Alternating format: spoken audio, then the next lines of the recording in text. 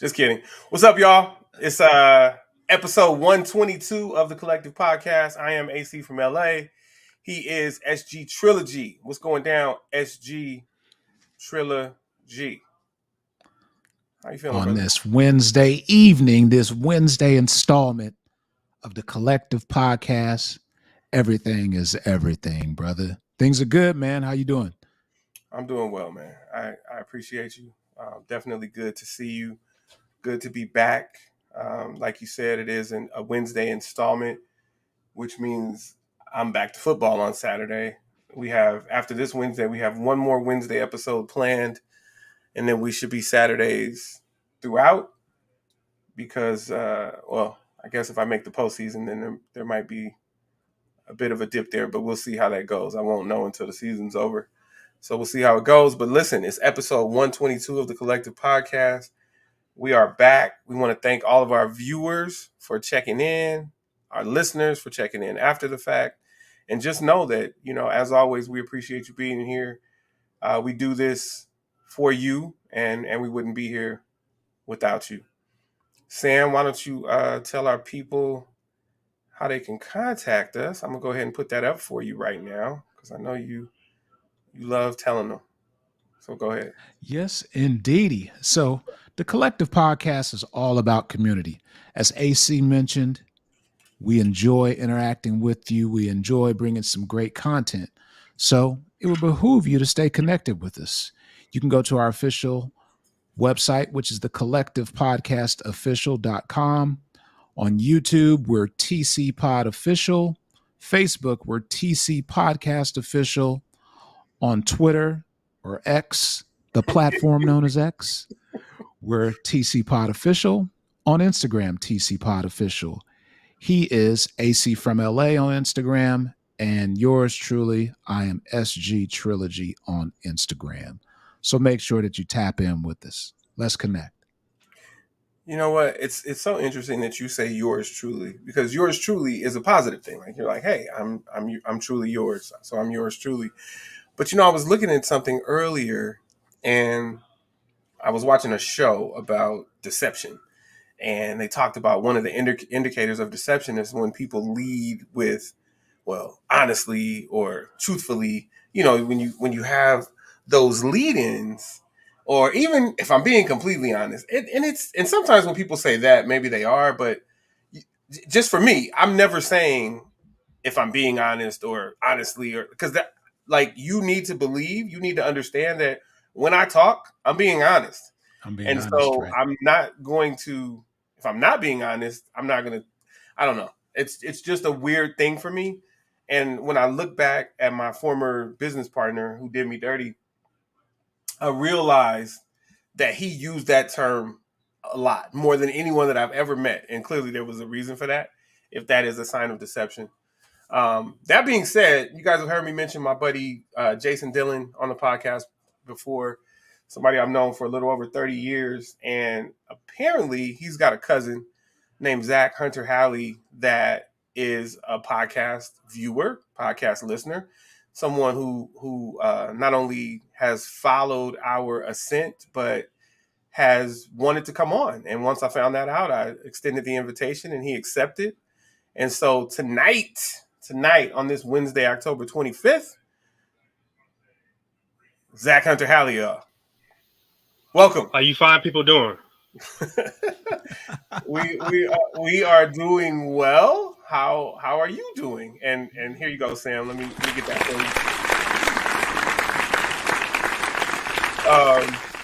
you. Yeah. So how are you doing, sir?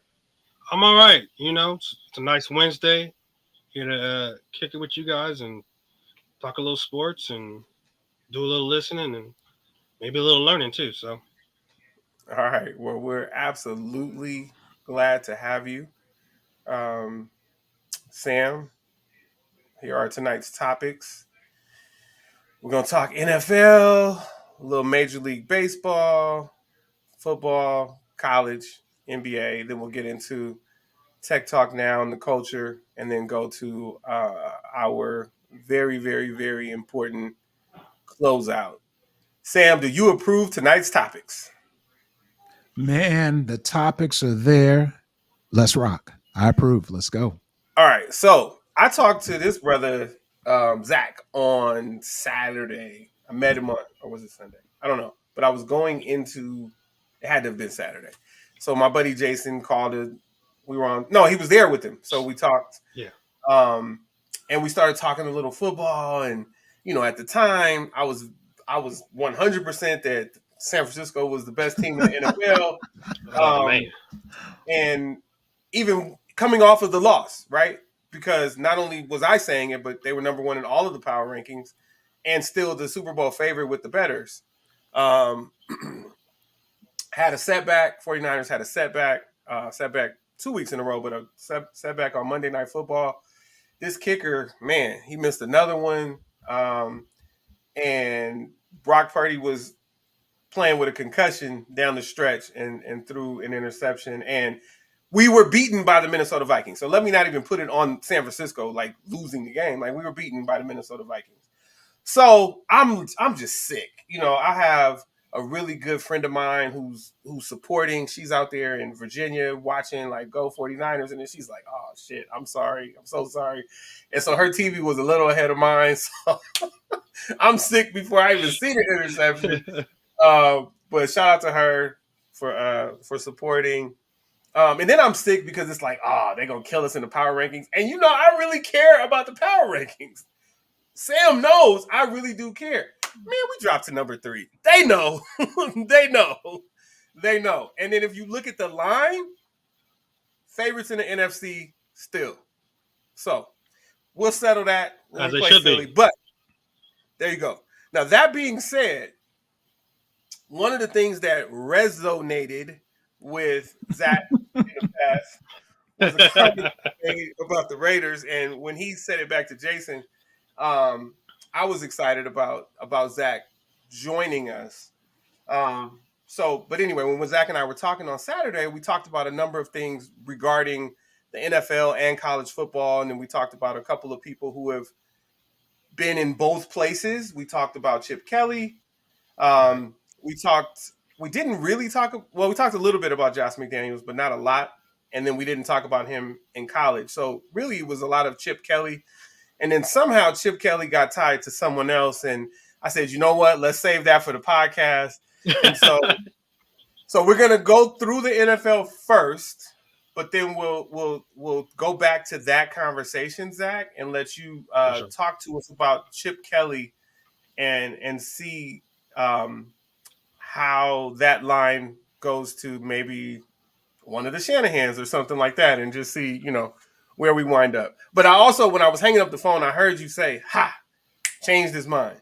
Yes, and I was definitely, I did have a different perspective when I left. All right, so I've owned it. We lost on Monday Night Football, and now we're just the third best team in the NFL. But it's okay, we'll get it back. Philly, I would say, put hands on Miami. What do you guys think?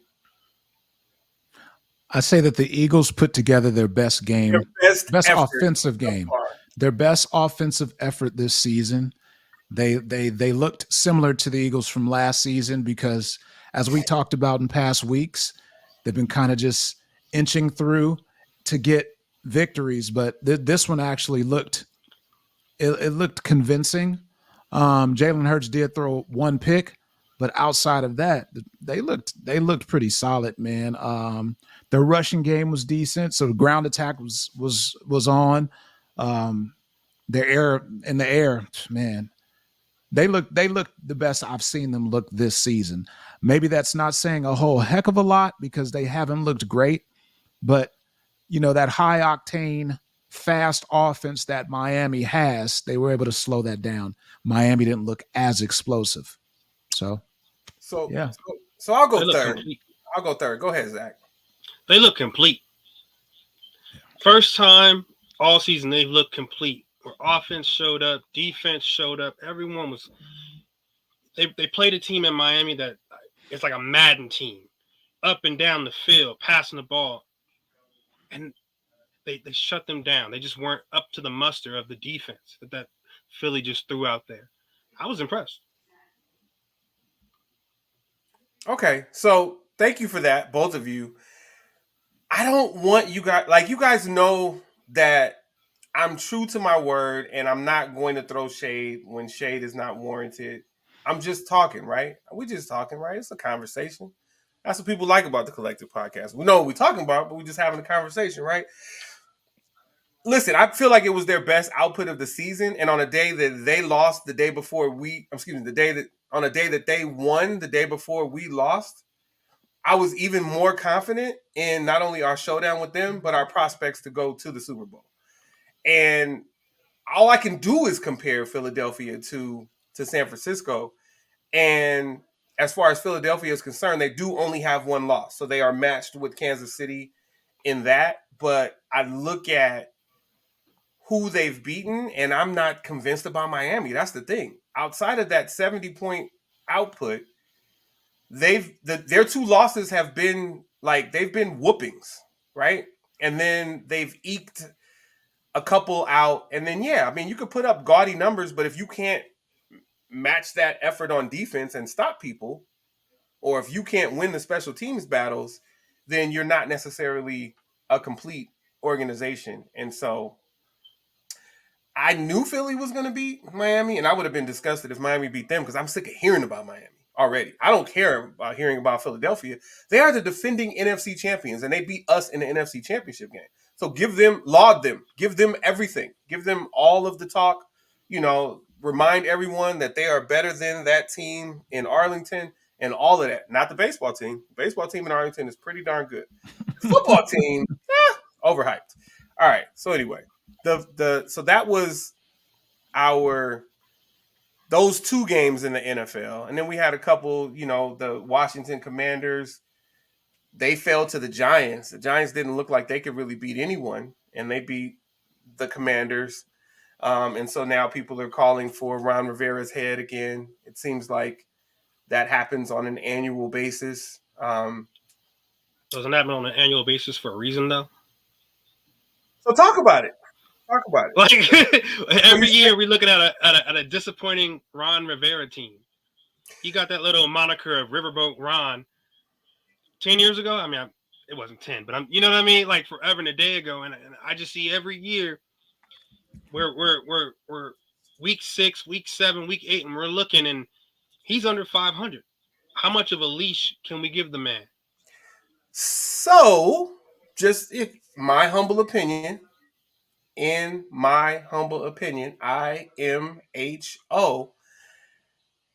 he was a winner in Carolina.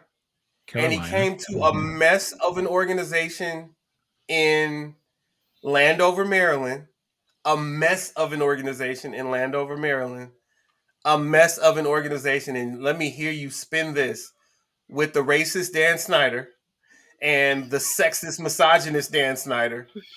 And no spinning. Listen, there's just, yeah. I mean, so yeah, he hasn't been winning in Landover, Maryland, but really the only one that's been consistently winning of late in that conference, I mean in that division, is Philly.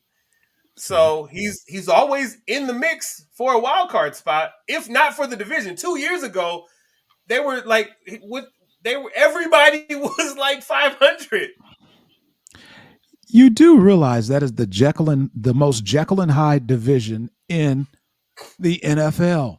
That's Exactly. one of those where that is one of those divisions that up until last season, that's one of those you don't ever really have a clear leader in who's going to take that division by storm. You never really know.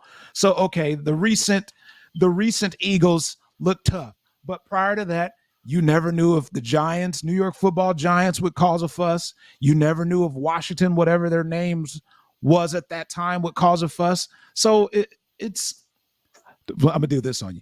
To be quite honest with you, if you're not winning, you're not winning. And something needs to be done. And we all know about the coaching carousel where there's a short list of coaches that manage to have life. Every season, they'll get fired from one team to come to the next team, to come to the next team. And I think some of that, he's riding on who he was and not who he is. Mic drop on that one. Oh, did you? Oh. You're mic Hey, dropping. So I'm raising my hand and you're mic dropping. Okay. New SG trilogy.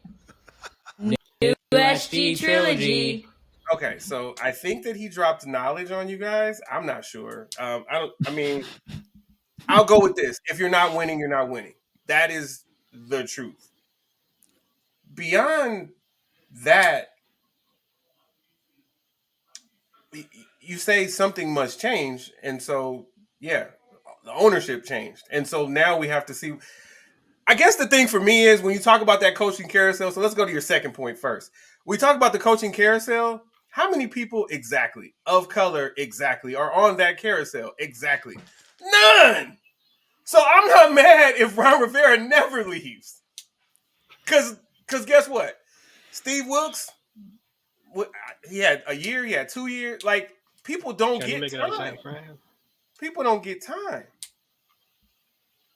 I Agreed. mean, Man, it's I'm just I'm just saying, but I mean, I don't really care. I really don't care about the NFC East in any way, shape, or form.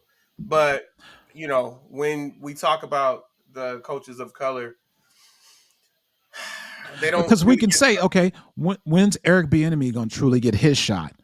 Some seasons ago, when Deuce McAllister was a running back coach in Philadelphia, they talked about Deuce because he's a player personnel guy. The players love him; they love to play for him. They'll run through a brick wall for him.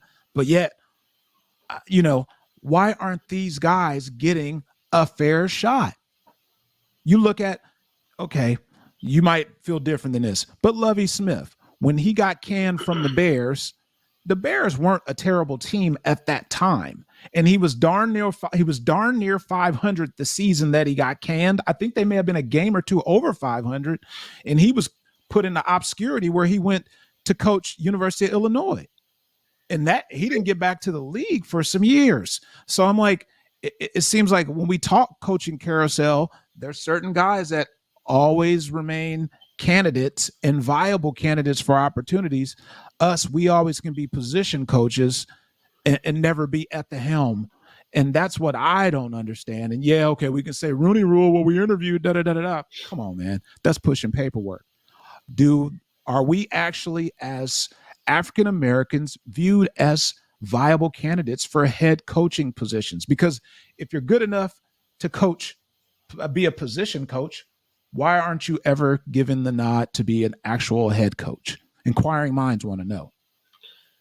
I think some of that has to do with the fact that historically I've seen black coaches being defensive coaches.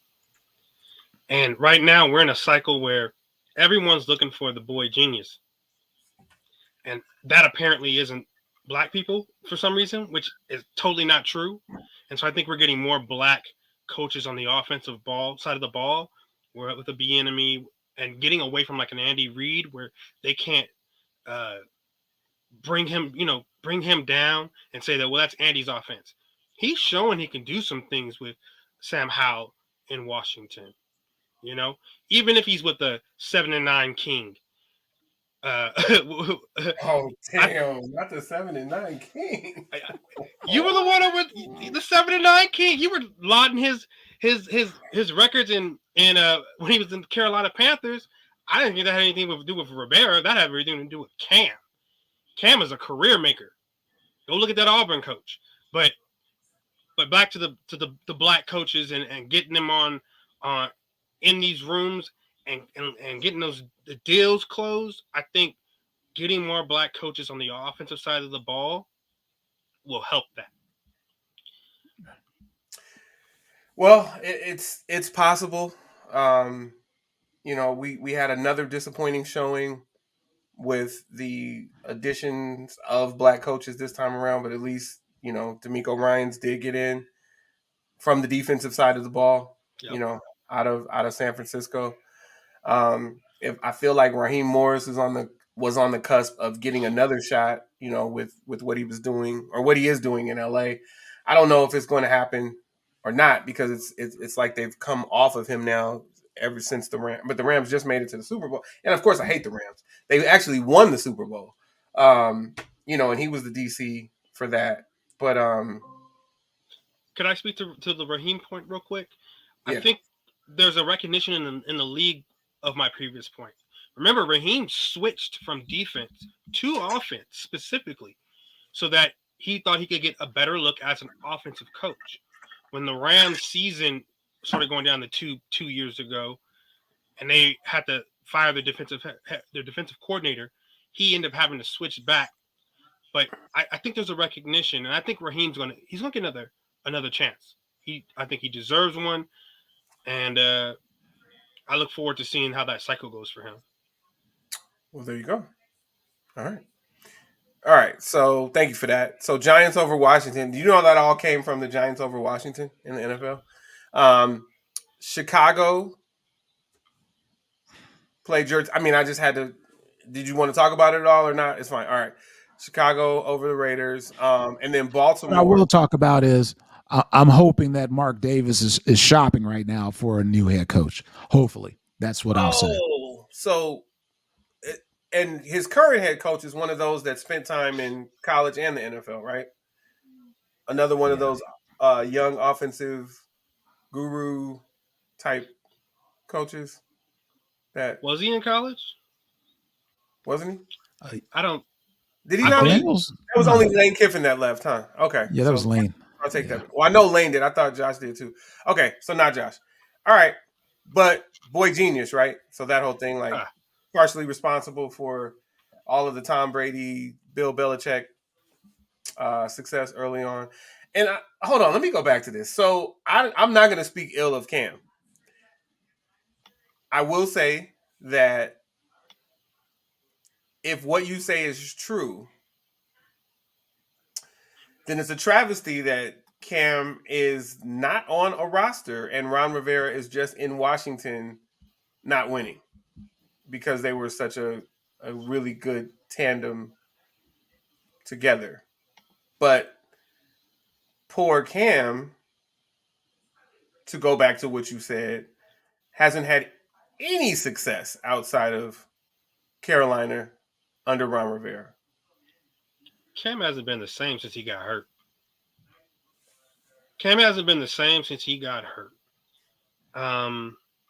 And unless unless Cam's going to be a bona fide superstar, which I'm not entirely sure that's who he is any longer. New collective podcast. Like, I'm just not entirely sure. His personality is who you want in your locker room. For better, for worse, like I'm not sure his personality is who you want in your locker room as your backup quarterback. Is Cam going to come in and be number 2 to somebody?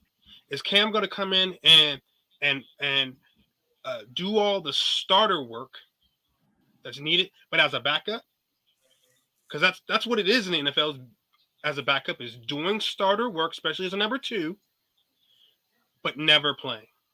And then are you going to then place him with a young quarterback to do the starter work and then have him like, you know what I mean? There's just a lot that's going on. Maybe he is. I'm not trying to sell him short. I'm just saying I'm not necessarily sure that I believe that that's the commitment that he would be willing to make. And I'm not entirely sure the powers that be in the NFL believe that he would be willing to make that commitment. That's all I'm saying. Yeah. To dovetail off of what you're saying, Zach, I agree. It's like his larger than life persona. I think that's what makes some teams shy away from Cam, because in essence, okay, he might indeed be the number 2, but as we know collectively in the NFL, you pretty much need to have 2 starting quarterbacks because the probabilities of your starter getting injured, it happens. We see it season after season. So you would want to have someone that could conceivably be that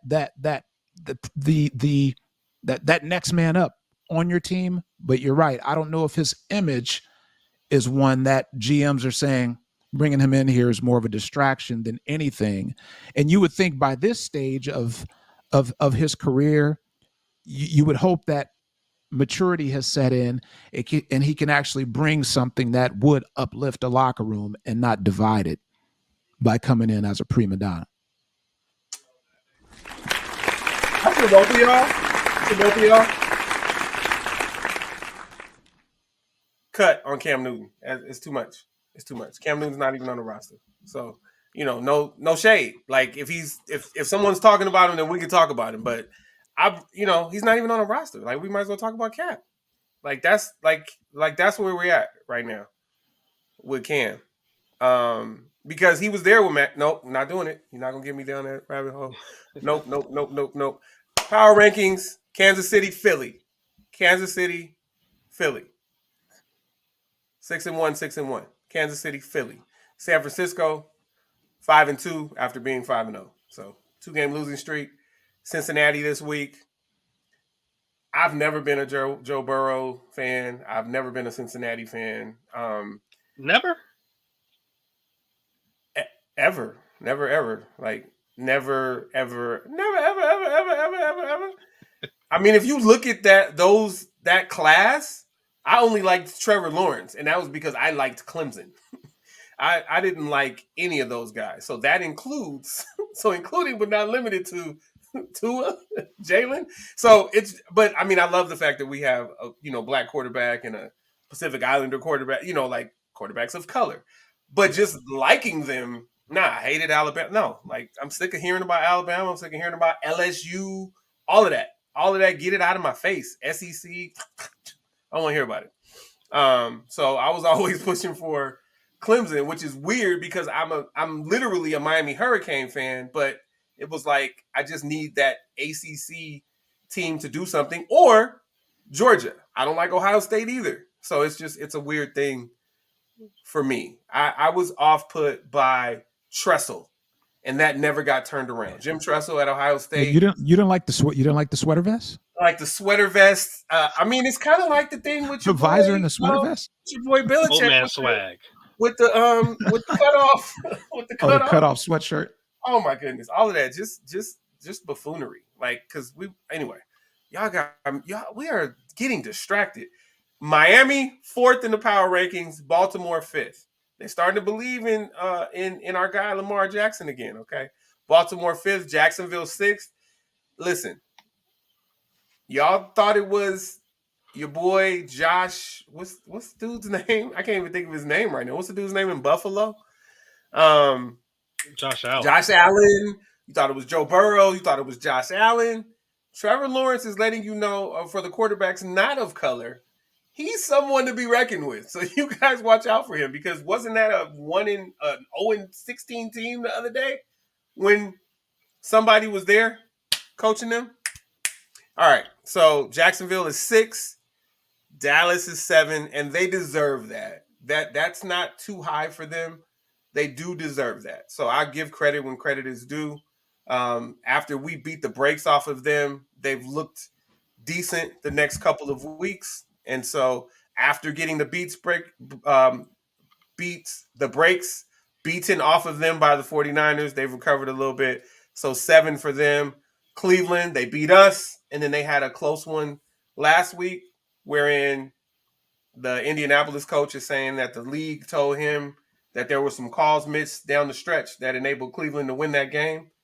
That's interesting. Very, very interesting, right? Detroit at 9 after the loss. Like Detroit lost the game and is number 9 in the power rankings. You know this is a different era for Detroit. So if you don't believe in them, believe in them. Like, don't believe that they're going to win the Super Bowl or anything, but believe that they are a legitimate contender and they can pretty much beat anybody week in and week out, right? Kind of like, not quite like Asia Wilson, but on any given Sunday. We'll just give it to them like that. And then everybody's favorite, Josh Allen and the Buffalo Bills, 10th in the power rankings. So anything about the matchups this week? Man, it's funny.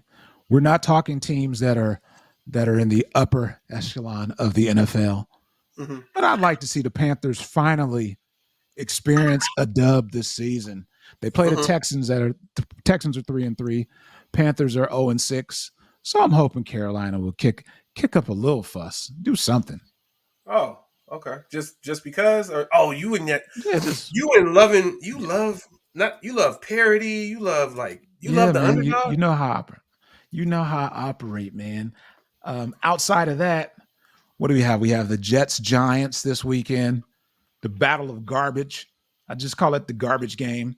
And then you have Philadelphia. Let's see if Philadelphia plays some letdown football and gets kicked in the teeth by the Commanders. Let's see what happens there. So, Sam, I put this on mindfulness and it somehow switched itself to work. And mindfulness had it so that couldn't get through. It's very interesting how that happened. I don't give a hell about Frank Reich. I don't want him to beat D'Amico Ryans. Hell no, not Panthers over Texans. What are you talking about? No, hell no. Keep losing. Are you kidding me? Yeah, I want to see them get on the board, man. No, not this week. I want them on the board. All right, see, you're going to make me mad. Let me look at their schedule, see if they play in Las Vegas. No, I don't want, man, just shut it up, okay? Well, you started it. You started it. No, let him go beat the Colts, right? Because Richards is down, and he used to coach the Colts, right? So there you go. That's fair. That's fair. Yeah, just let him get it. Let him get it next week. Redemption. Yeah, that's fair. Yeah, that's fair. All right. Yeah. I mean, what else y'all got about the NFL? Anything else about these matchups before we move on?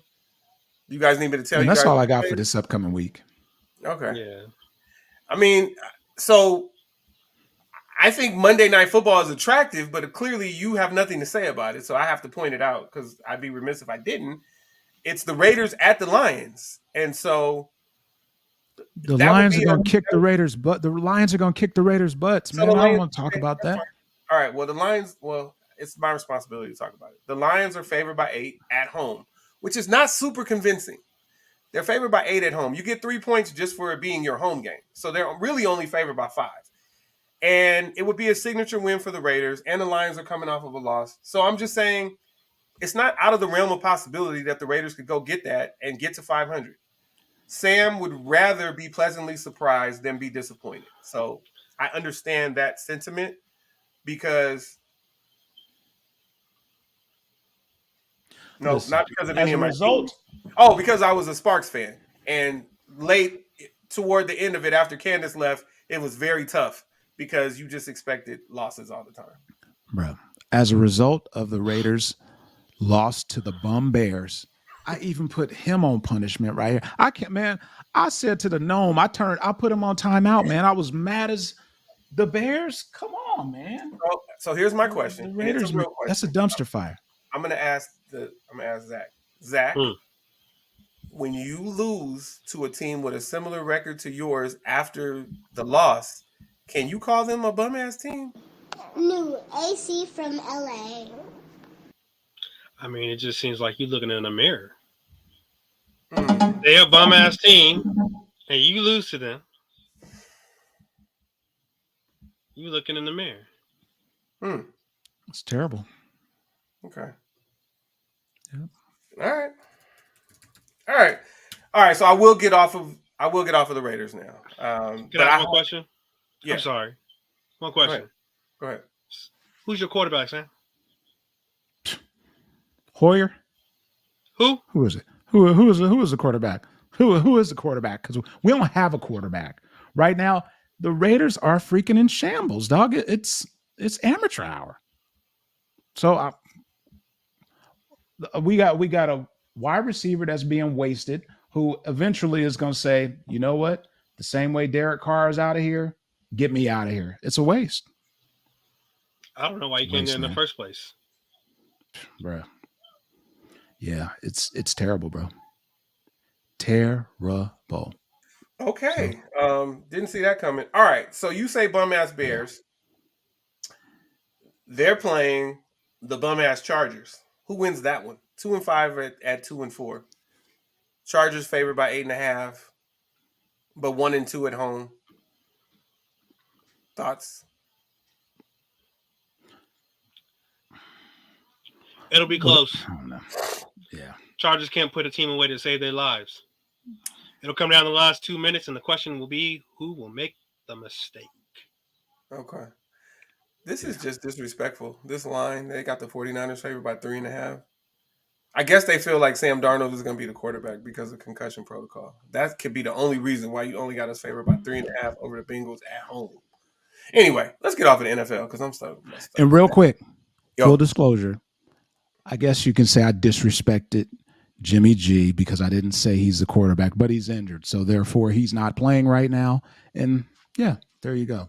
You always So Brian Hoyer's at disrespect. the helm. You always disrespect Jimmy G. Man, he looks great in the uniform, but that's about it. With a helmet off. That part.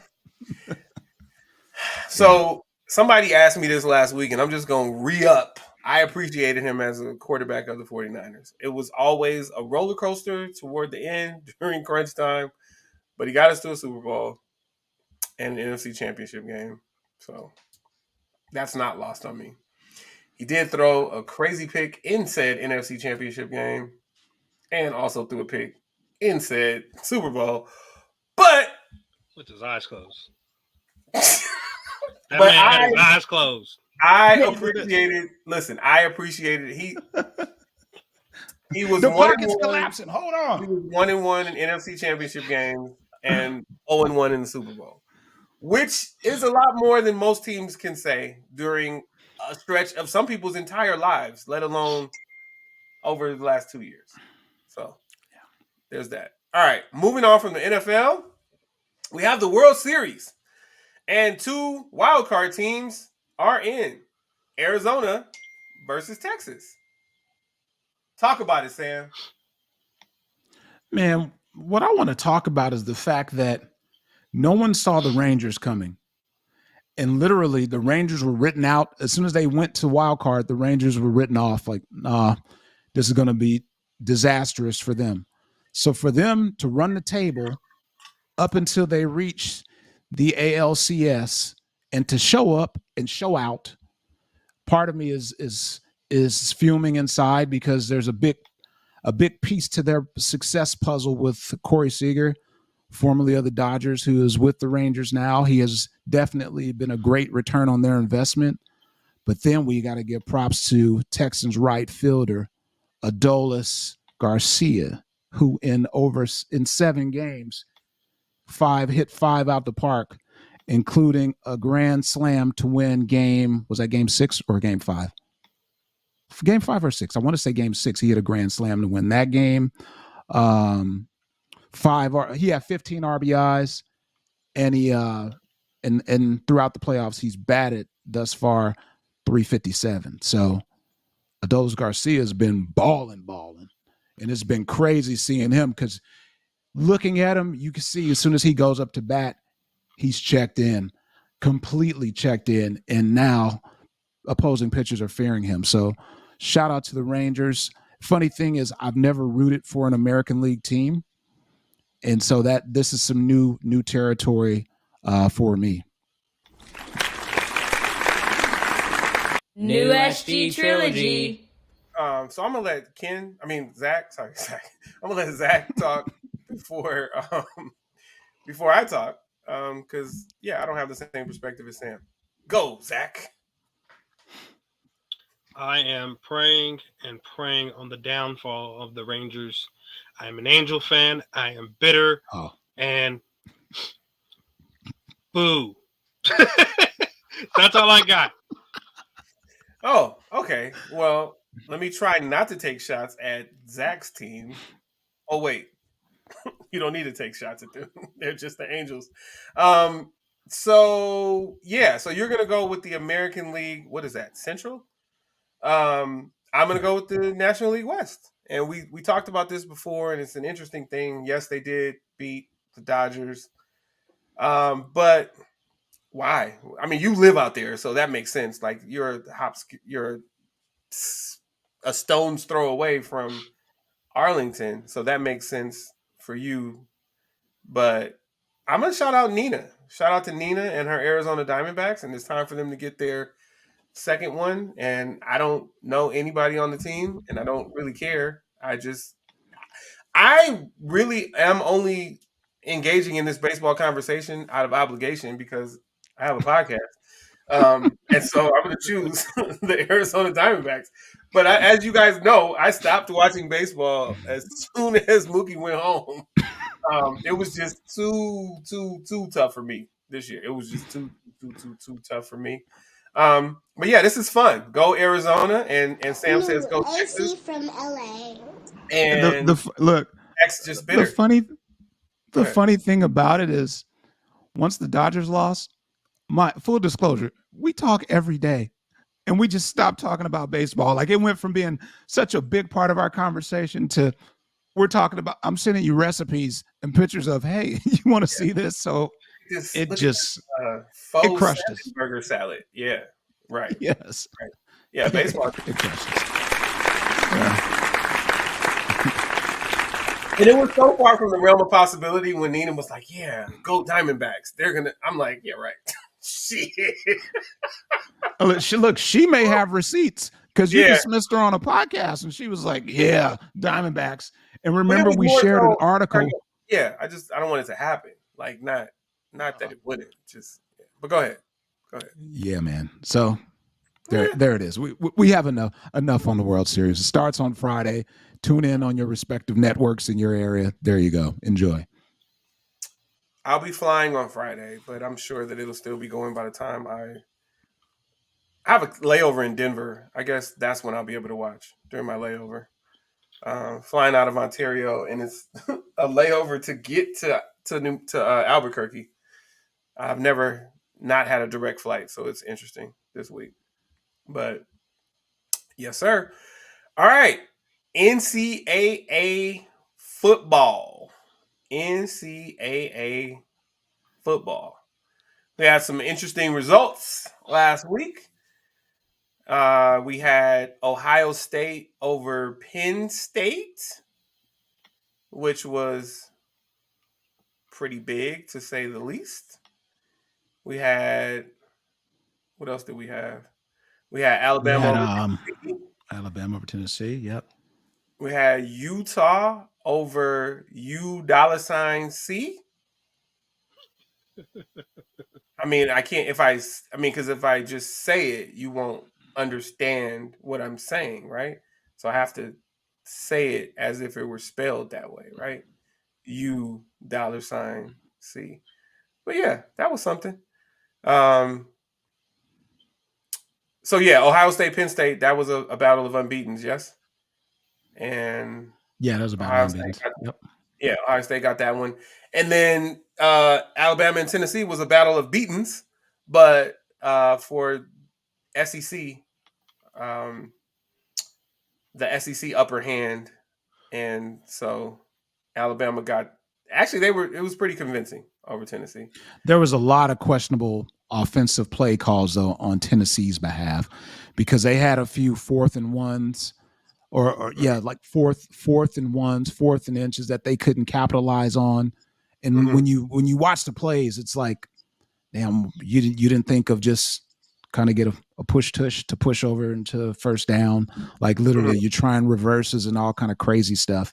And it almost looked amateur hour, like, huh? You guys think you're that good where you're gonna do this against Alabama? And yeah, caught up to them. In Oh, USC, in USC's mind, I think that they just want to get in. They think they can beat anyone in a shootout, and apparently that's not a recipe for success. oh, did you let them know or no? You just let them you just let them keep Hey rocking. man, I'm let them do what they do. Maybe Lincoln, go ahead, I was Zach. I was gonna say Lincoln brought those same deficiencies from Oklahoma and Ooh, thought that was first, gonna fly out here in Southern California. And let me tell you, it ain't gonna fly. Them USC fans will run him up out of there real quick. They will find that money. You talking about U$C? They will find that dollar sign if they need to. and let it be stated that he is on a first name basis with Lincoln Riley because he only called him Lincoln. So I just want to be clear. That's Zach for y'all. Um, Meanwhile, Oklahoma is number 6 in the nation and still undefeated. Um, so Ohio State, Penn State, like I said, battle of undefeateds. Penn State um, lost that one, but it was close. They had a shot late. Air Force, interestingly enough, is undefeated. They beat so it's not so much of an accomplishment that they beat Navy, but that they are undefeated. So that should be noted. that they are still rocking undefeated. Who joined the AAC in football today? Oh, I must have missed that. Who Um, joined? yeah, Army. I knew it was one of Army Day. the Okay, got for it. next year. So, and it's football only. It's football only. So let me be clear, not any other sport. So that's one of those. Okay, got it, got it, got it. Man, All if you right. haven't been to the Naval Academy, that is a great place to watch a game. I took the family a couple of seasons ago, and man, just to see all the cadets and they would run into the end zone and do push-ups after every score, it was pretty dope there in Annapolis, Maryland. So if you haven't had an opportunity to do it and you ever get on that side of the country, you should check it out, man. It's a fun experience. Their campus is pretty sweet also. Well, I gotta go out to Virginia soon, so I might make a stop out there. Yeah, you will enjoy it, man. It's fun. Fun time. Okay. All right. Well, that's what's up. UCLA won again, and interestingly enough, jumped USC in the polls. I mean, it was only a matter of time as far as I was concerned, but I think there were some other people out there that didn't really understand the real LA landscape. But that is that. Washington State, after a really good, really strong start, they were ranked and winning. They've now dropped out. They lost again to Oregon, so they're now 4-3 and nowhere near the polls. But the Pac-12 still has six teams in the top 25 going into this coming week. They decide right decides they want to be halfway good as soon as the conference is going to go away. Yeah, I mean it's really interesting. I mention him every week just because Washington is good, so it's important to keep talking about them.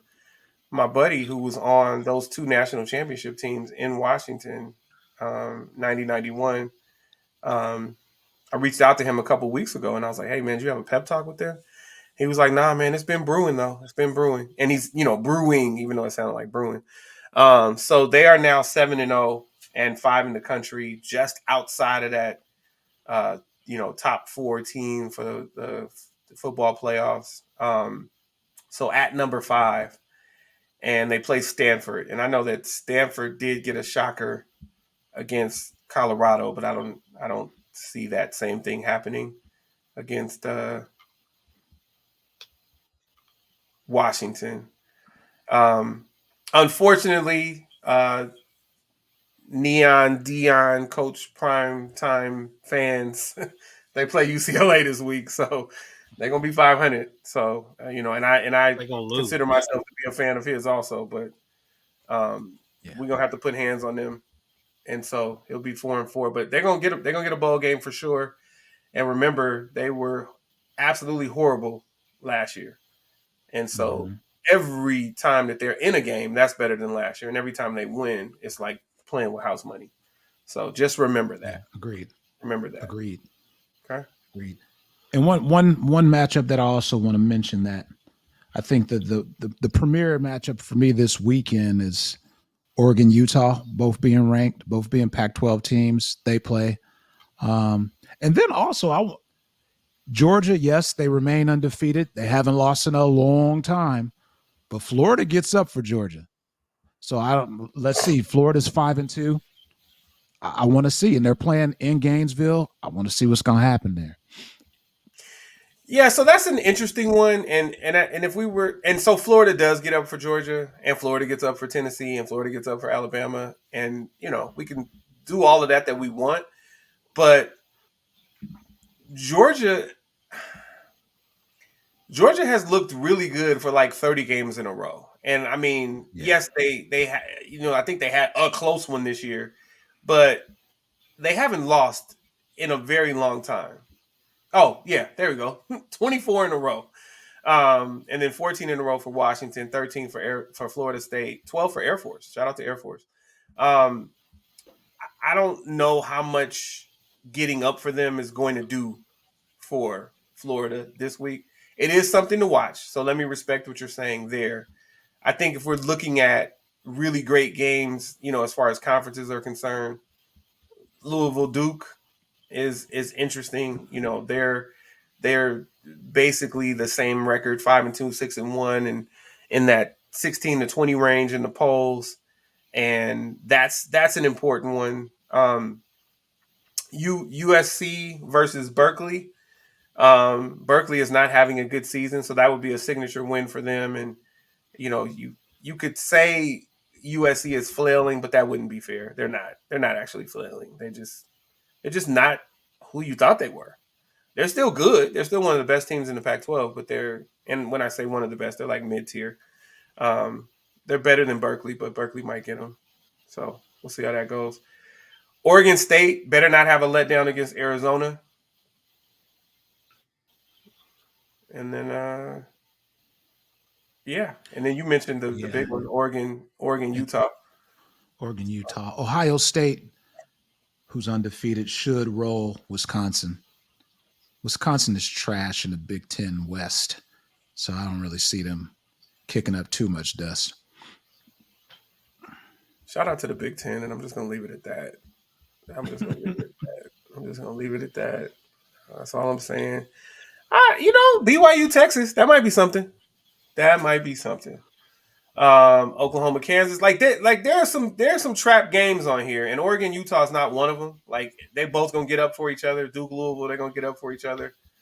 You might be right about that Florida game being a trap for Georgia, but I think Oklahoma, Kansas is a winner now, and that is a different kind of role for them, and so they're upset minded when they play those upper echelon teams in the Big 12. So that this might be the week. But look, we're still talking football.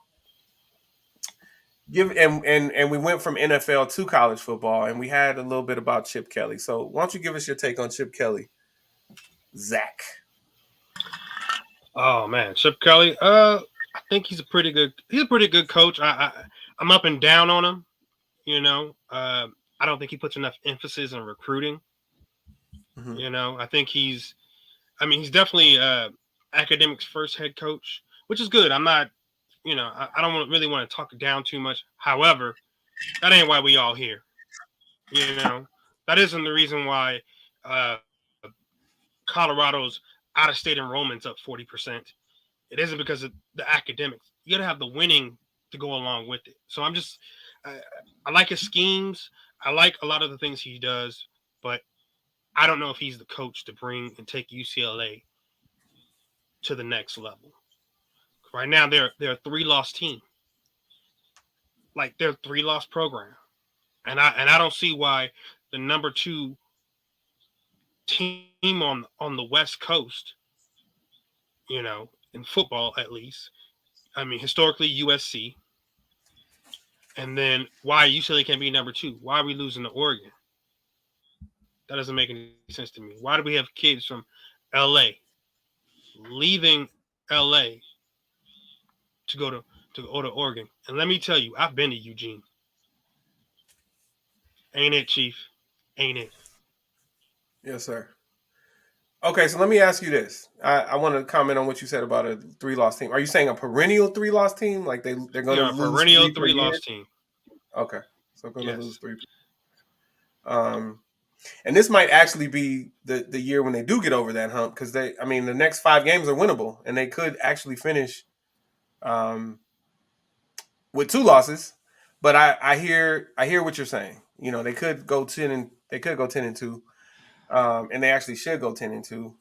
They should be They favored should. in every one of those 5 games that they have Agree. remaining. And their 2 losses were to top 10 teams.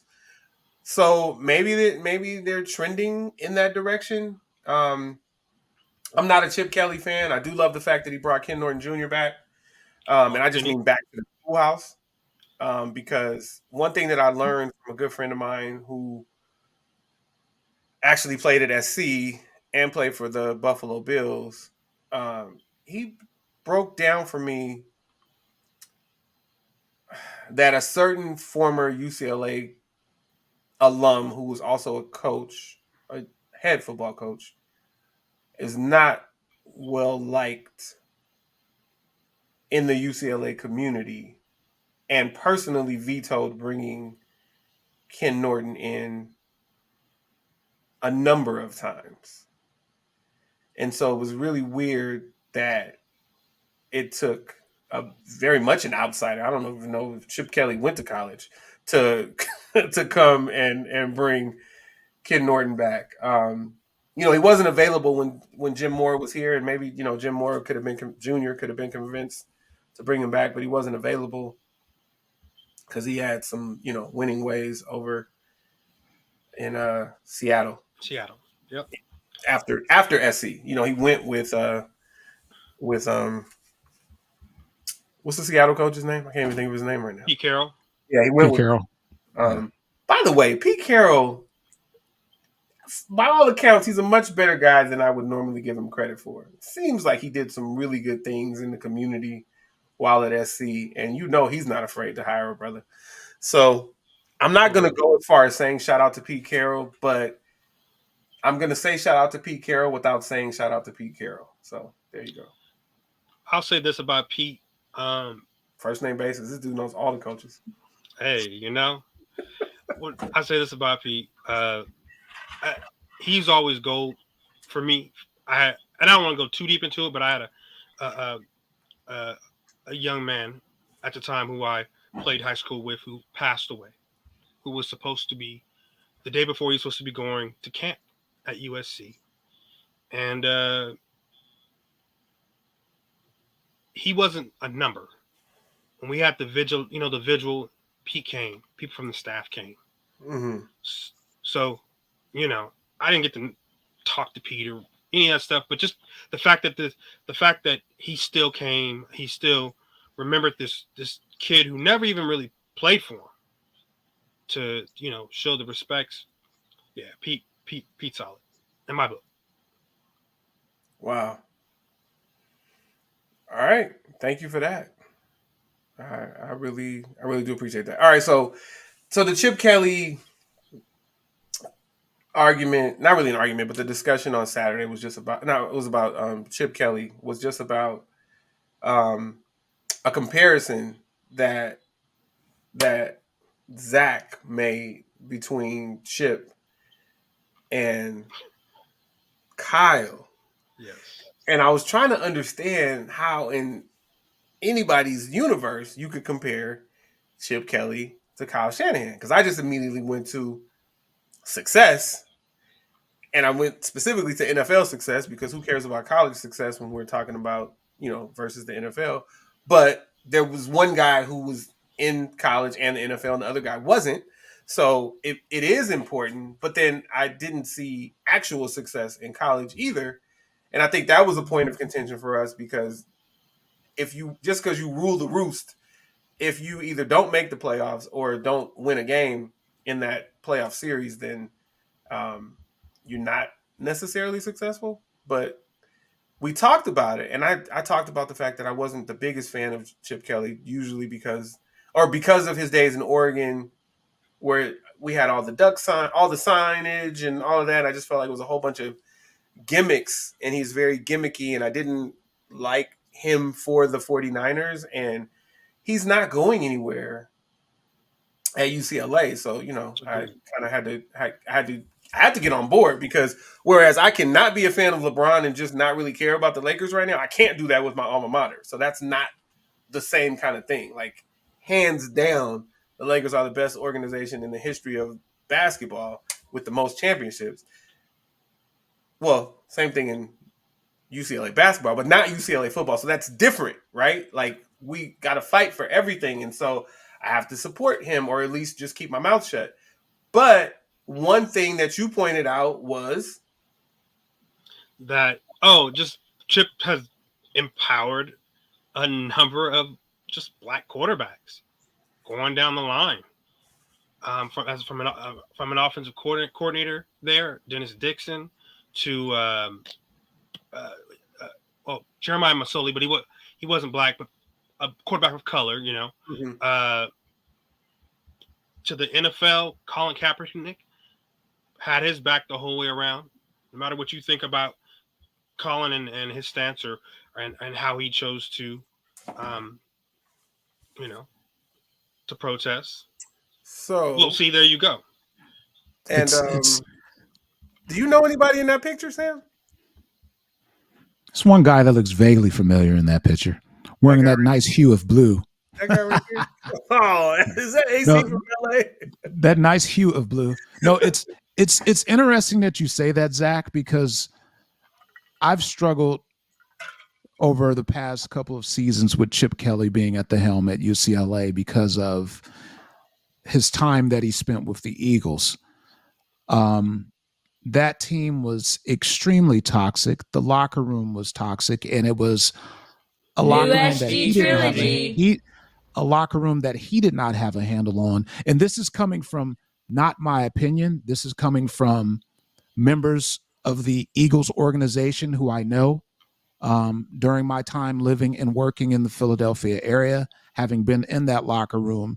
And there was a clear divide in the locker room because some of the players of color at the time on the Eagles felt like when they would talk to him or attempt to talk to him, that they were being dismissed. And so, I've tried to mature and to take that out of the equation because I don't think you can have one without the other. Meaning, I can't root for the Bruins, wanting them to be, a top tier, one of the best teams in the nation, but yet don't wish him success. So you have to, in order for it to work, he has to be successful in order for the team to be successful.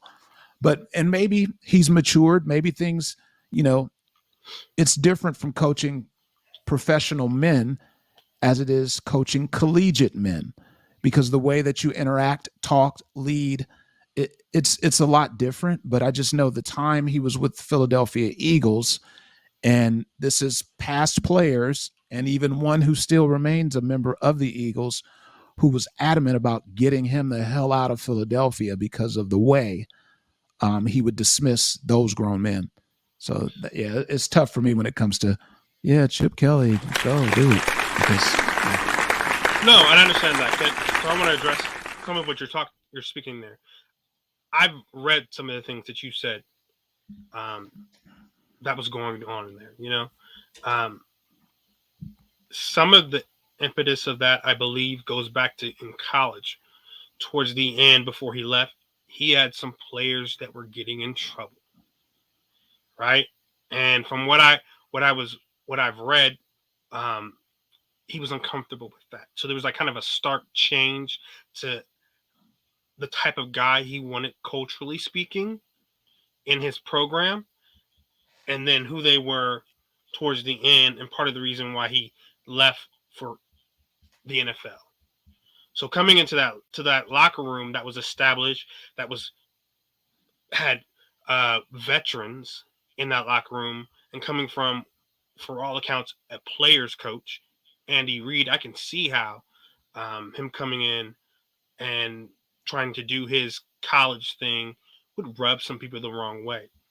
Um, I think we're kind of rubbing into something, even if it's just not even on purpose, a conversation about culture in general, and how where does race and culture stop and begin. And when you have people who are in power, for this, call it for what it is. Chip was hired, essentially ran off the number one guy who they brought back, Howie, and was trying to change the culture from top to bottom there. And so you have this white man that's coming in there with a certain view from the East Coast, and I could see how some of that would rub some of the players, and specifically because we're talking about football, the black players, a certain kind of way. So I don't discount any of that. However, as we spoke about it on Saturday or Sunday, I think it was, actions speak. The actions, and I can see the actions of what I've seen. And like I said, he's empowered a lot of black quarterbacks. Okay, he from Oregon to UCLA, Dorian, Thompson Robinson. Okay, remember, he was being recruited by the prior coach. out of Las Vegas, and he didn't have to go to UCLA. Chip came in, spoke to him, spoke to his family, and from what I can tell, has stood by him the whole way. The kid was there for 5 years. Okay, Chase Griffin, another black quarterback, right? Who was a 4-star recruit, came in and honestly hasn't really done a lot of playing. Usually those type of guys transfer. He hasn't transferred. You got Justin Martin, who came in, another 4-star black quarterback. Like, on and on and on and on, where he's empowering black players, and specifically at positions historically they don't get the chance. You know what I mean? So I there's a disconnect, I think, with the perception of what went on in Philadelphia and what I've seen every other place. So I don't mean to discount anybody else's interactions in real time. You know, they own that, but I can only speak on what I've seen as an outsider looking in. Wow. So I appreciate that. I want to respond specifically to what you said, Sam, about there potentially being a difference between the pros and college. And I just want to throw another twist in there because we're talking about years later, right? So when I look at my marriage, right? I was married for 11 years of a 15 and a half year marriage, and it wound up not working out. And then I had another relationship with Kayla's mom, Brianna, who I wound up being engaged to. And I'm going to tell you, I know that I was a better partner, even though the whole divorce thing was out of my hands, right? It was out of my control. I still learned how to be a better partner going forward based on things that didn't go right there. Some of the feedback from my ex-wife, but also evaluating my time there. And so it's possible that it's not necessarily about it being Philadelphia, the NFL team, versus UCLA, the college program. It could be some of that, but also it could be, and I think you set the stage for this, it could be I've matured as a leader, and I know more about what it takes to run an organization, and I know that I can't do it by myself. And not only can I do it by myself, but the players are really the engine. And so I have to empower them, and I have to show them that I have their backs, and all of the things. And and I never thought that I would be participating in this conversation about Chip Kelly in this way, but there's a responsibility because we have a podcast.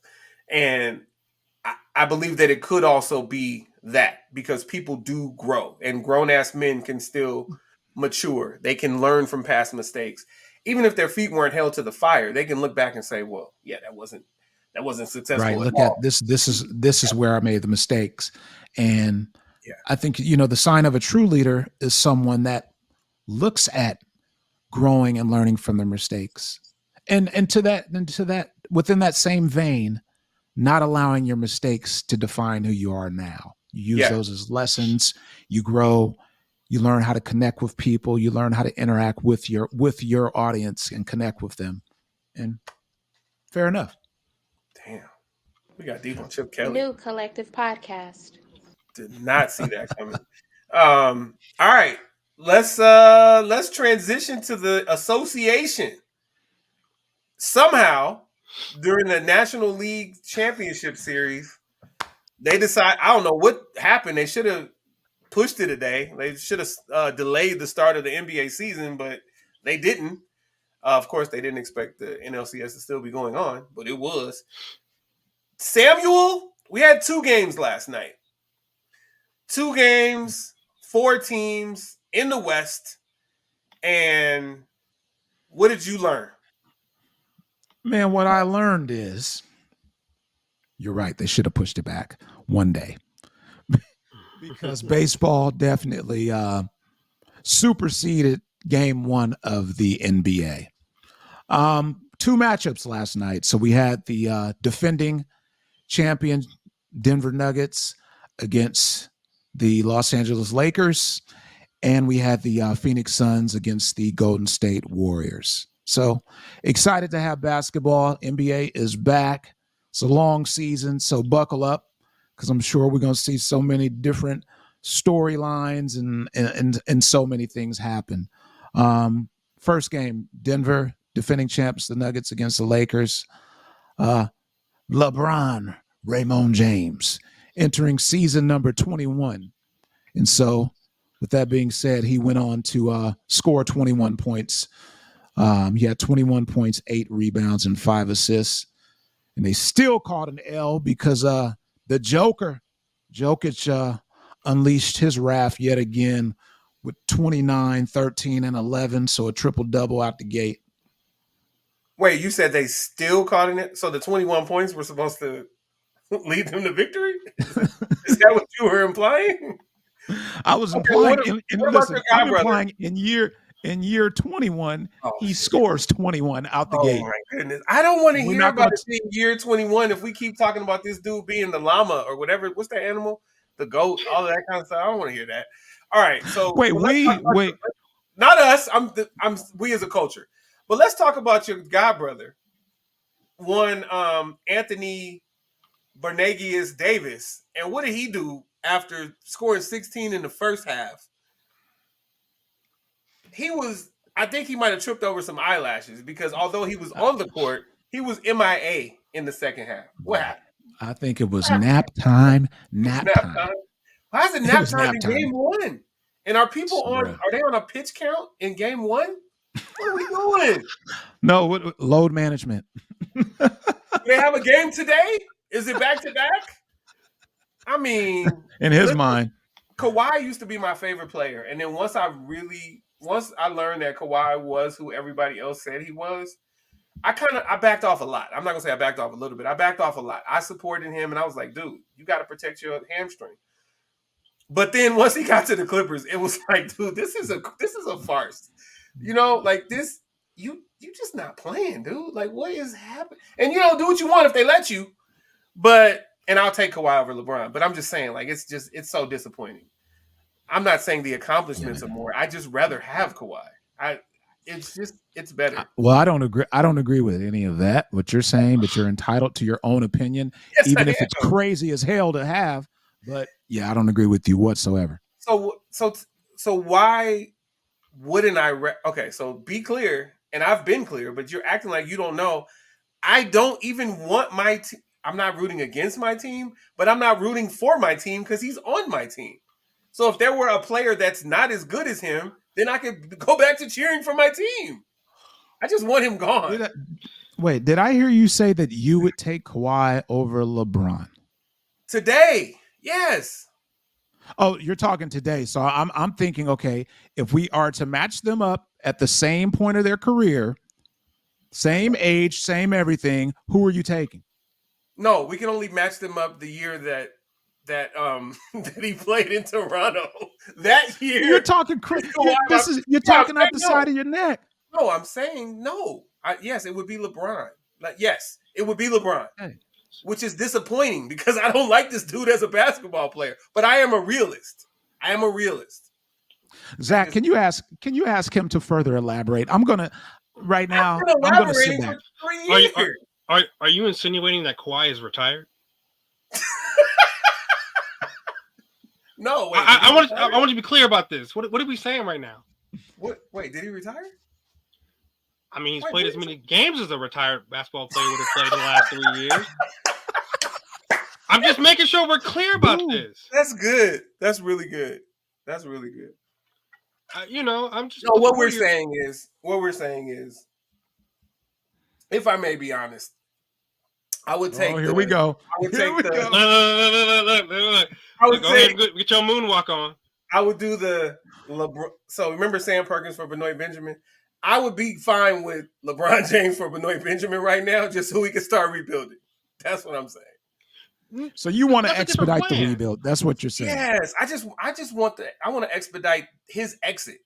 Well, you always need to preface it with that so we don't forget. I thought I did. My bad. That's it. That's all. But just to make it sound like he's a bum now, if you want to start rebuilding, because I feel that the rebuild is necessary, and we cannot continue to kick the can down the road, because if we do, we're going to experience the same results.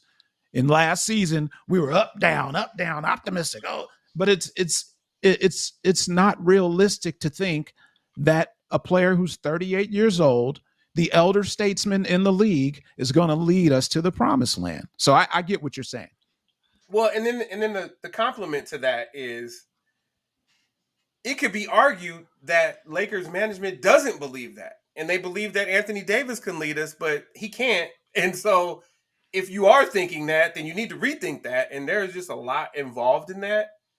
And so, So if it wasn't clear what I was saying, Sam, then hopefully it is clear now. Oh, it's clear. It's clear now. Okay, then I'm gonna stop talking.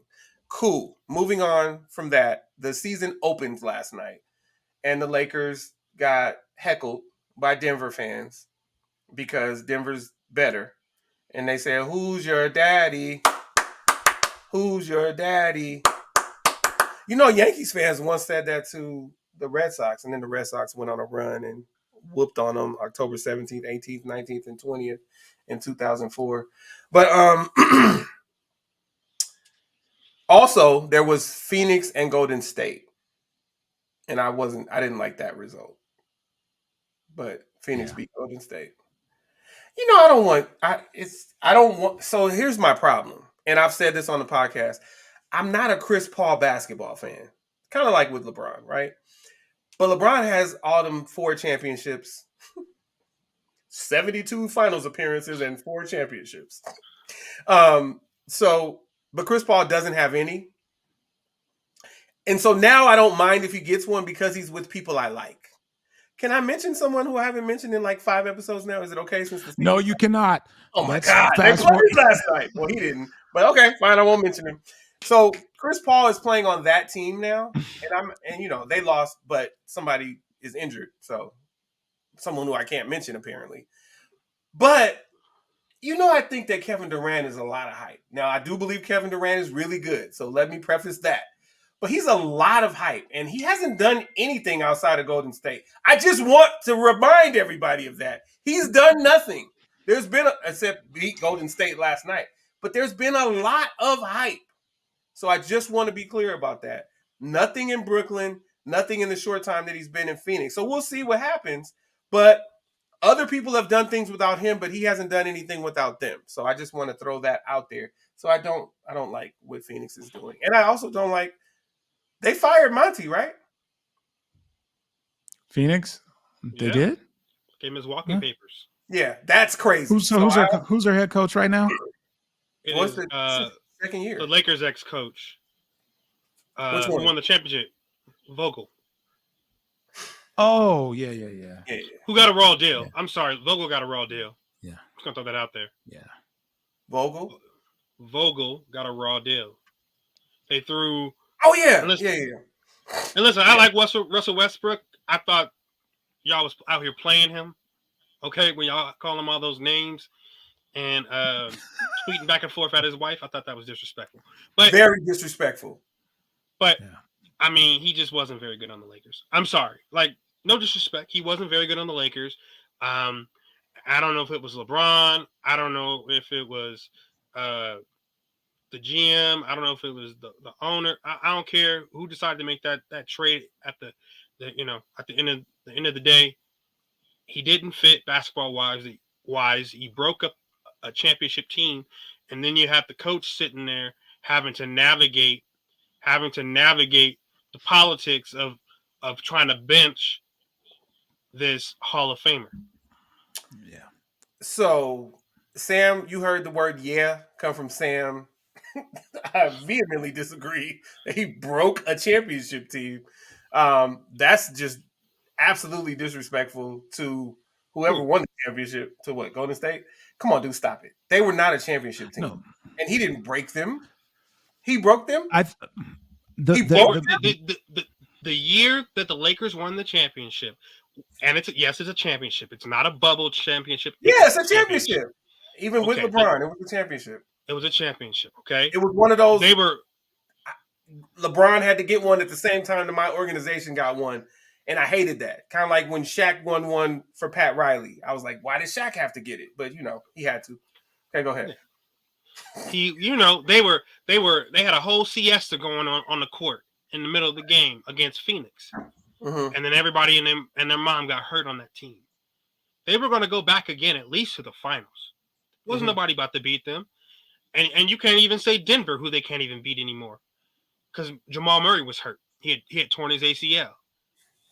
Think back. So that was absolutely a championship caliber team. Oh, now you've added the word caliber. You didn't before that. That's what he meant the whole time. He didn't say that. How do I know what he meant? I just meant that. They were 5 days ago. Come on, man. They were a championship team going into the playoffs. They were looking like the best team. Well, was he on the team? Was he on the team? No, that's what I'm saying. Everybody got hurt, and then they made the trade the following season, and that's when they went and got Russell Westbrook. You were saying a championship caliber team when everybody got hurt, and then they brought Russell in. And traded everybody to strengthen things. You're blaming losing the guy who just went where he was told to go. You're blaming him. To strengthen the loss column. What are we strengthening? What are we talking? Come on, man. Zach. Okay, so we're going to invite I'm not blaming Russell. I'm not blaming Russell. You literally blamed him. I didn't. The championship team. No, I didn't. I didn't say he broke the championship. Where's my red flag? Where's my challenge flag? I said management broke the championship team by bringing him in. That's what you meant to say? That's what you meant to say? That's what I said. Oh, man. Here we go. You said he... Well, maybe you meant... Maybe you were talking him coming... His presence on the team broke up a championship team. His presence... I'm not saying it has anything to do with him. Because who they traded away. Yes, because who they traded away. Okay. I'm fine with that. Yes. Okay. All right.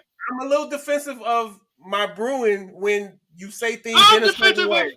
My Bruin. I am a Bruin. It's no way Zach is not saying by any means is he saying that is Russell Westbrook's fault. But what he is saying, like, you got to look at it, okay? From a scouting perspective, LeBron being a ball dominant player, Russell being a ball dominant player, it's not going to work. If Russell held the ball, LeBron, it wouldn't be successful. If LeBron holds the ball, Russ is not going to be successful at the same time on the court due to their games, how they're structured. So he wasn't saying that Russ is the reason, is Russ's fault. He was just saying in terms of the acquisition of him, he wasn't the right person to bring into their system. And can I throw in real quick? I'm tired of Lakers management trying to convince all of us that shooting is not important, and that a LeBron James team doesn't need shooting, and what it needs is more ball handling. Just going to throw that out there. I hope they got it right this year. So, when I talk about people can grow, right, I can move on from what I believe was said because of how you guys have interpreted what was said and say, okay, cool. I understand now.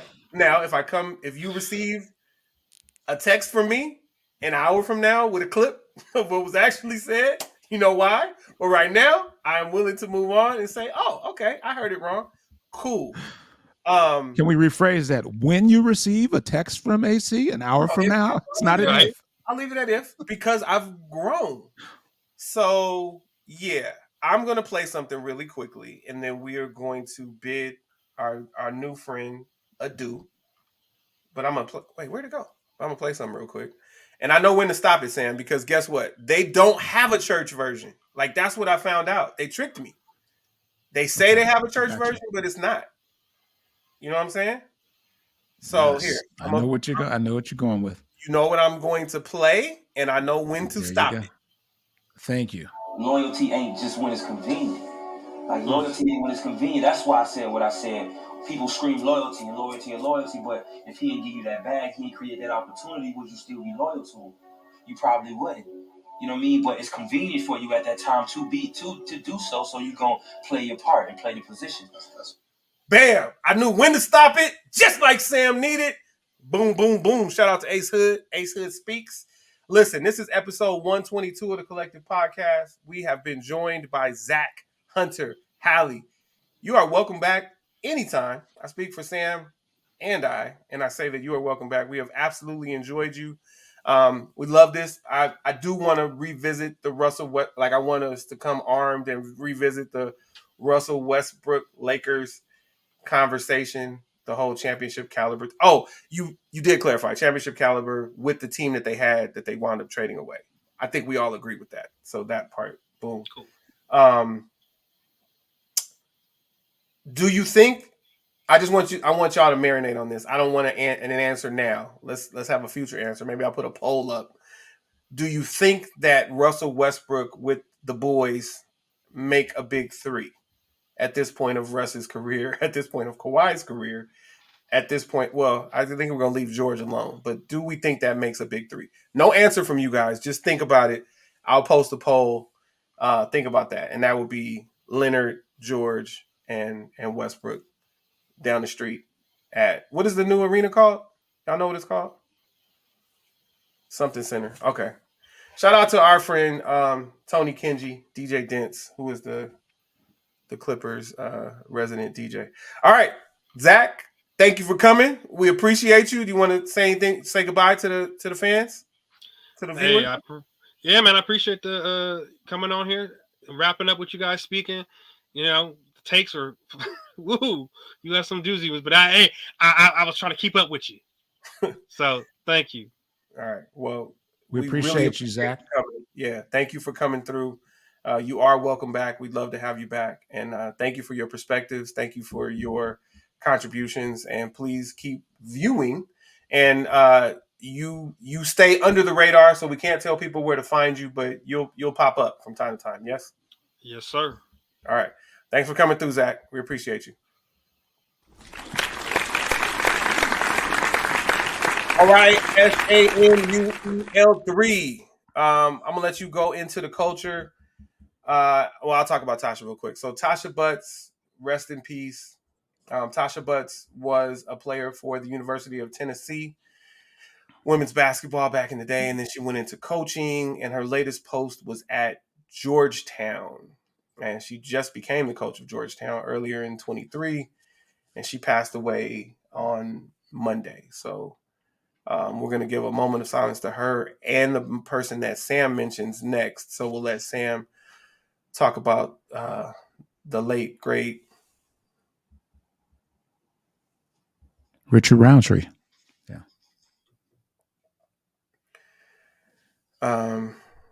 So, yeah, we had Tasha Butts and Richard Roundtree pass away. Richard Roundtree, phenomenal actor, artist. Just his career spanned so many decades and touched so many lives. So let's have a moment of silence for both of them.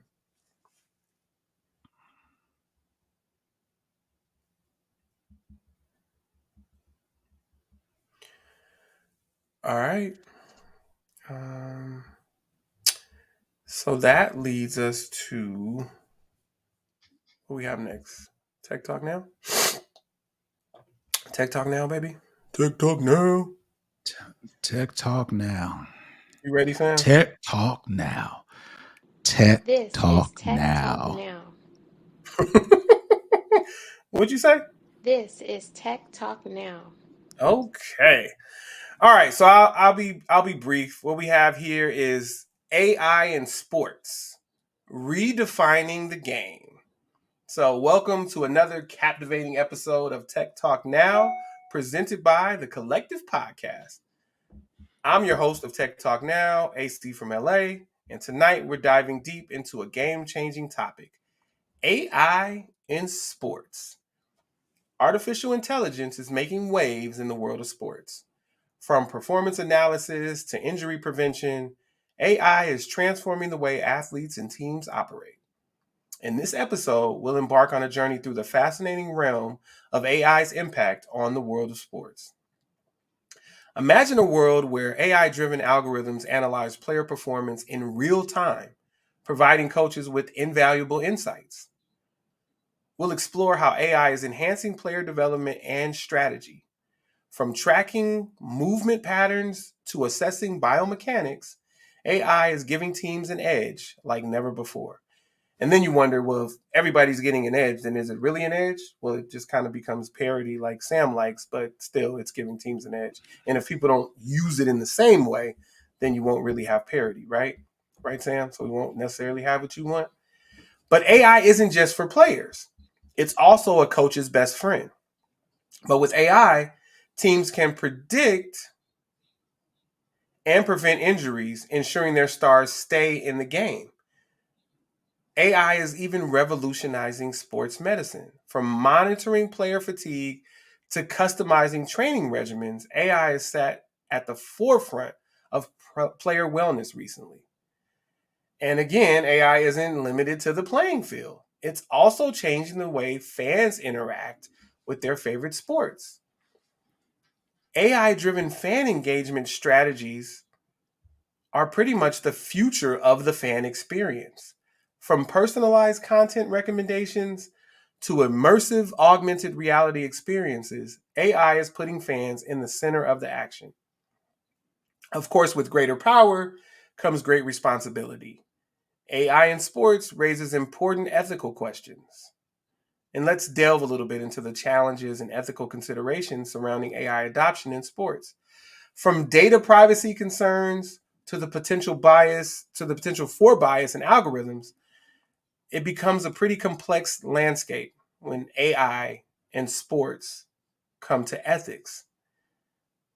It's clear that AI is redefining the game of sports in remarkable ways, pun intended.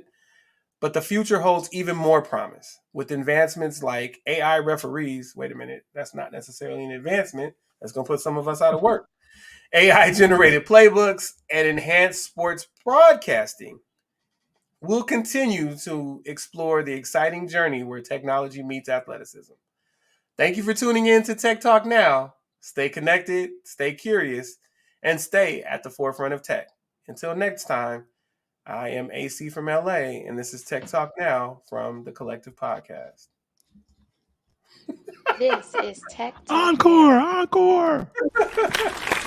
Thank you, sir. Thank you, sir. New AC from LA. Oh, man. So, Sam, we This have is another Tech one under Talk our belt, Now. man.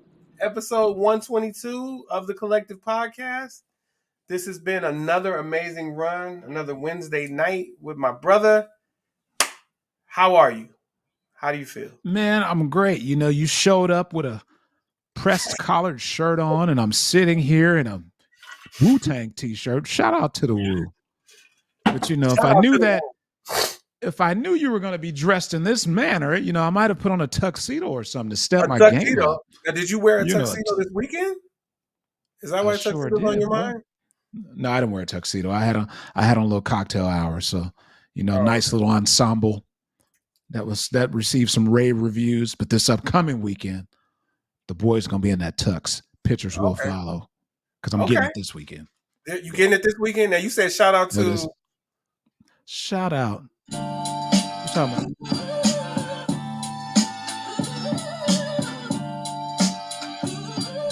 I'm really well versed at when to stop these songs now. So Thank you. Because I look, if you didn't stop it, the New mic was coming up. I was AC about from to just LA. go. I was going in, bro. I New was going in. SG Just gonna get it shut trilogy. down.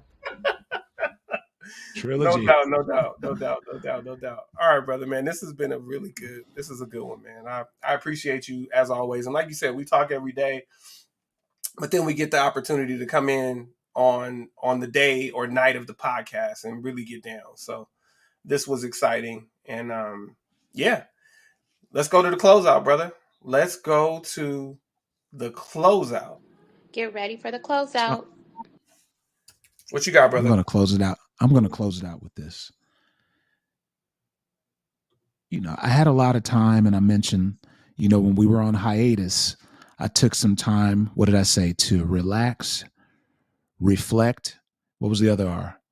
Rest, relax, reflect, something to that extent.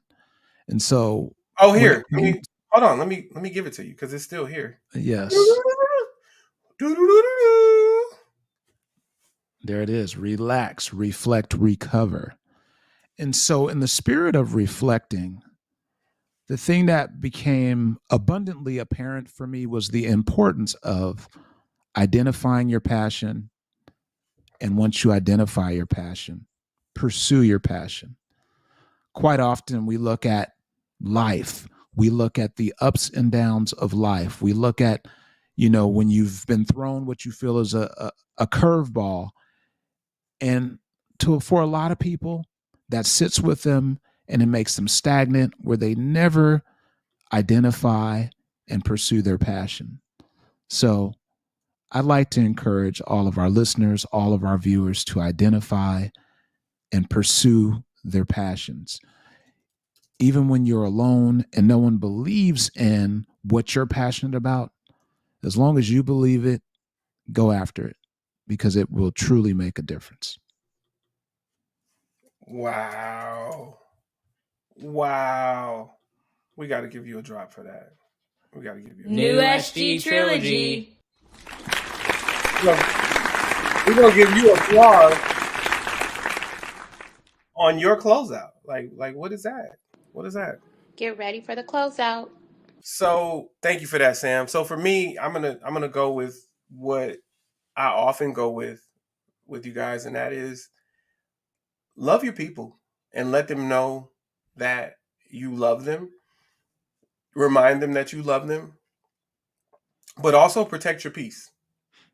So I guess I'm deviating a little bit, and I just I've started to talk to my mom every day about this, about how I've transitioned to a place of like just there's so much peace in my life. I talk to Sam and Sean about it too, but I talk to my mom about it every day because I remind her to protect her peace every day. It's so important to get to a state where, especially in your personal life, you can live in a state of peace. You can't really, a lot of times you can't control your work environment, but whenever you can protect your peace, please do that and put up boundaries and empower, encourage, and educate people to respect your boundaries. And please respect theirs, because then it's easier for them to respect yours. And that's just really, really, really important. And to Sam's point, identify and pursue your passion, because if you don't, then you're not going to achieve it. Like that's it, right?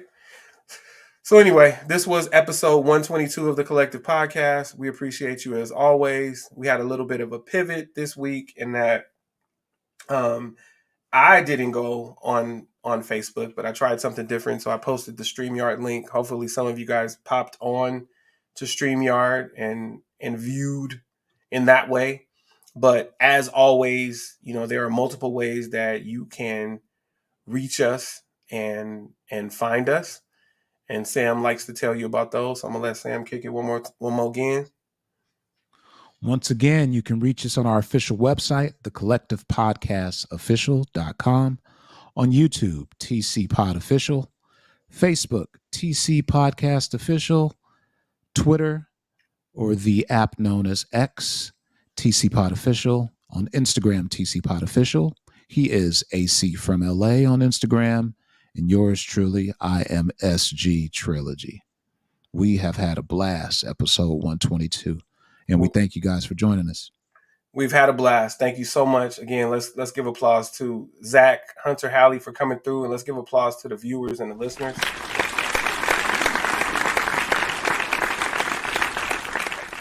And listen, you can also listen to our episodes on the DSPs. So from Spotify for podcasts to Apple Music podcast or Apple Podcasts to iHeart Radio Podcast to Amazon Podcast, you can find our podcast everywhere. So please like our podcast, subscribe to our podcast, subscribe in multiple places, and also comment. Thank you for coming through. It's episode 122 of the Collective Podcast. We appreciate you as always. And we're out of here.